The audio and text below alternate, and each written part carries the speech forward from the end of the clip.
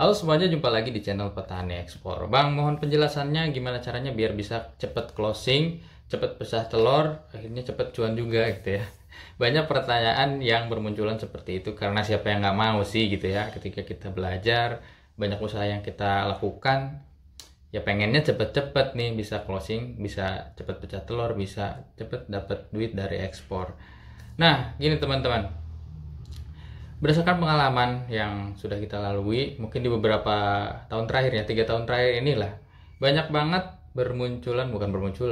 kunjungan dari teman-teman. Ada ratusan orang yang datang ke tempat kami buat belajar produk knowledge ya, buat bantu jualin produk kami ke luar negeri, atau bisa dikatakan trader baru lah gitu ya.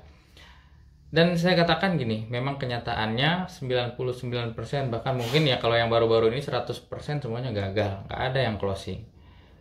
Dan terus yang berhasil closing itu ya orang-orang yang memang perusahaannya sudah settle, sudah jalan dari dulu-dulu gitu. Dulu emang sudah ekspor, terus akhirnya pengembangan produknya di produk kami, lalu mereka bisa ekspor gitu. Tapi untuk teman-teman yang baru ini kebanyakan gagal gitu.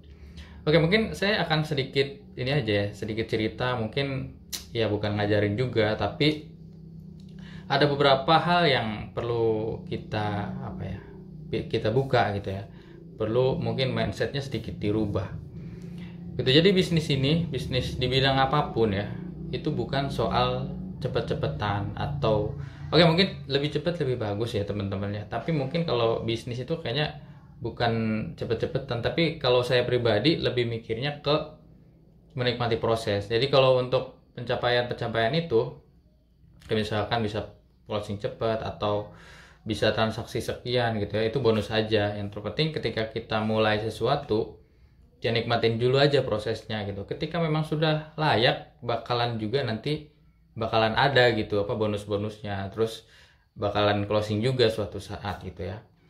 Jadi beberapa hal yang perlu kita perhatikan ketika memulai sesuatu itu, entah itu di bidang apapun, di bisnis, di apapun, di pekerjaan. Yang pertama adalah konsisten gitu ya.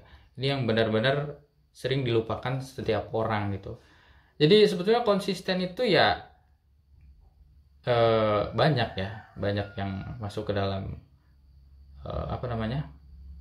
kategori konsisten ini. Yang pertama mungkin ulet itu, terus kegigihan ya, terus tidak mudah menyerah gitu.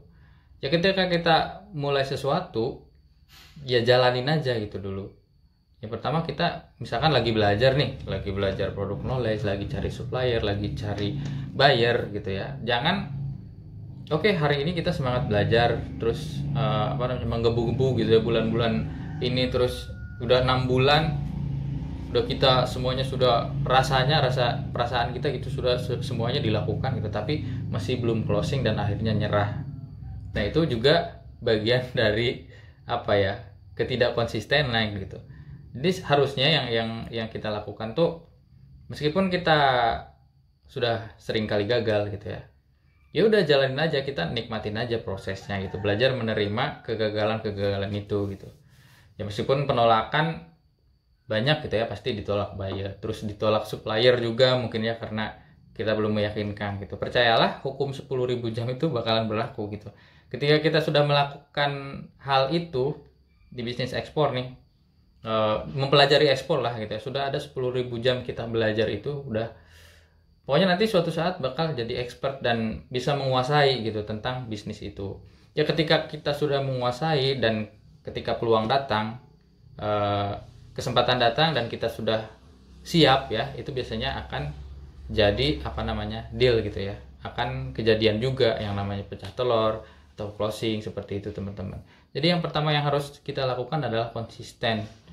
Meskipun mungkin effortnya yang biasa aja. Saya termasuk orang yang usahanya sebetulnya biasa aja, termasuk orang yang bisa dikatakan cukup malas juga gitu ya. Maksudnya kalau bahasa Sundanya mah sahayunya aja gitu ya, nggak terlalu yang menggebu-gebu banget gitu. Tapi saya tuh ketika menginginkan sesuatu, biasanya saya tuh masih tetap ngelakuin gitu, meskipun cuma 1 menit atau 5 menit di setiap harinya, ya harus gitu, maksudnya nyempetin buat mempelajari hal itu.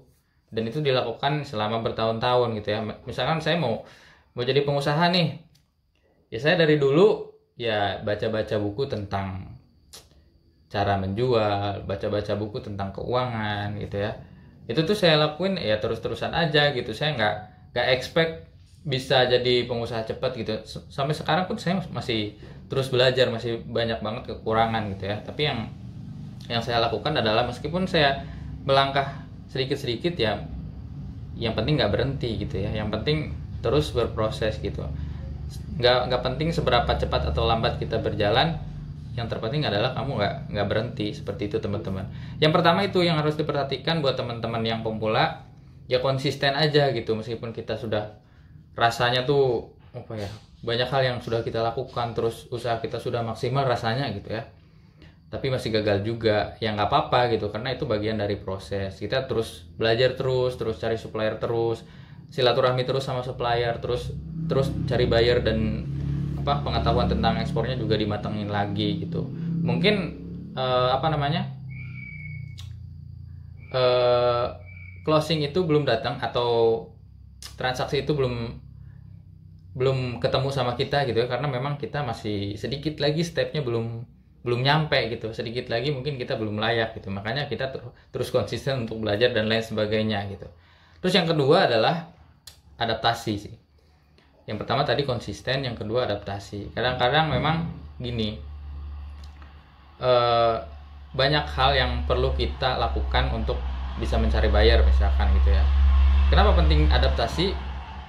Karena ya di setiap tahun, di setiap jalan, di setiap zaman itu ya beda-beda gitu. Maksudnya entah itu sistemnya, entah itu manusianya, pengetahuannya itu pasti beda-beda setiap masanya gitu ya. Mungkin gini, ketika teman-teman diajarkan oleh mentor yang sudah senior, mereka akan mengajarkan tata cara cari buyer seperti yang mereka lakukan di era mereka gitu ya. Oke, mungkin itu masih bisa dilakukan, tapi kalau di era zaman sekarang gitu ya, otomatis zamannya sudah berbeda, zamannya sudah lebih ke teknologi gitu. Jadi kita harus coba adaptasi untuk mengikuti teknologi yang lagi bisa dipakai gitu di masa sekarang. Mungkin sekarang oke, teknologi gitu ya, nanti ke depan pasti udah beda lagi gitu ya. Kita belajar dari Nokia atau perusahaan-perusahaan lain gitu ya, dulu mereka hebat banget gitu, tapi sekarang malah melempem. Itu karena mereka kurang adaptasi dengan teknologi dan lain sebagainya. Adaptasi itu ya misalkan adaptasi dengan supplier. Kalau zaman dulu pendekatan dengan supplier itu seperti ini, mungkin kalau sekarang ya beda caranya gitu. Makanya kita harus terus pelajari gitu ya, cara adaptasi yang baik gitu. Banyak hal sebetulnya yang bisa kita lakukan gitu. Salah satunya itu, yang pertama konsisten, yang kedua adaptasi. Terus yang ketiga nih, yang terakhir, terus belajar. Atau mungkin jadilah pembelajar seumur hidup ya teman-teman ya. Saya pun sekarang ini bikin channel YouTube kayak gini sebetulnya bukan mau ngajarin juga ya, karena saya juga masih kekurangan banyak banget ilmu gitu ya.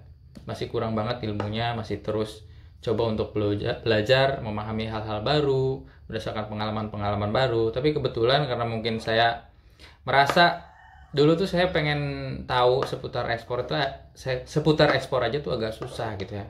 Susah, nggak ada yang ngasih tahu. Jadinya saya pengen, karena saya udah duluan ekspor nih, saya pengen teman-teman yang sekarang lagi belajar ekspor tuh ada sedikit gambaran lah tentang ekspor gitu ya. Kalau dulu aksesnya kalau mau belajar tuh agak susah. Kalau sekarang memang sudah agak mudah ya, banyak orang yang share di YouTube, banyak orang yang share di komunitas meskipun berbayar gitu ya, tapi nggak apa-apa gitu. Menurut saya wajar-wajar aja kita beli atau jadi member gitu untuk bisa belajar gitu. Nah, begitupun di sini saya sharing itu bukan karena saya bisa ya, tapi mungkin lebih ke saya ingin teman-teman yang lagi belajar tuh ada gambaran gitu. Seperti yang saya alami dulu tuh agak susah gitu buat cari gambaran. Buat kalau sekarang mungkin bisa pengen tahu sesuatu tuh cari di YouTube di mana gitu ada, kalau dulu agak susah gitu. Makanya saya bikin channel ini biar yang lagi belajar ekspor tuh ada sedikit gambaran lah, meskipun sharing-sharing di channel ini tuh sharing-sharing hal-hal yang ringan seperti ini. Jadi teman-teman gitu ya. Yang terakhir adalah teruslah belajar gitu. Jadi jangan pernah berhenti untuk belajar. Belajar kalau kita lagi nekunin dunia ekspor ya belajar regulasinya, belajar produk knowledge-nya gitu, belajar tata cara cari bayarnya dari mulai yang cara A, cara B sampai cara Z gitu ya, kita coba lakuin. Ya apapun bisa kita lakukan untuk bisa mendukung bisnis kita, bisnis apapun ya, termasuk bisnis ekspor ini. Jadi mungkin kalau kita terus-terusan belajar dan konsisten gitu ya, yaitu seperti yang tadi saya katakan gitu, hukum 10.000 jam itu bisa berlaku gitu. Jadi kalau biasanya ada yang bilang tuh bahwa kalau sudah kita melakukan 10.000 jam di satu bidang itu kita bisa dikatakan ya mulai bisa jadi expert gitu ya, atau bisa dikatakan expert lah, bisa dikatakan ahli di bidang itu. Dan biasanya kalau kita sudah punya keahlian seperti itu akan gampang untuk mencapai tujuan yang kita inginkan di bidang itu. Gitu ya teman-teman, ini sekedar gambaran aja gitu ya. Ini menurut opini saya. Kebanyakan yang gagal karena yang nggak konsisten ya. Terus mudah nyerah gitu ya. Terus yang kedua kurang adaptasi juga. Terus yang ketiga, ini baru kita belajar sedikit aja udah merasa puas gitu, padahal ternyata ilmu kita tuh masih sedikit banget gitu, termasuk saya gitu ya.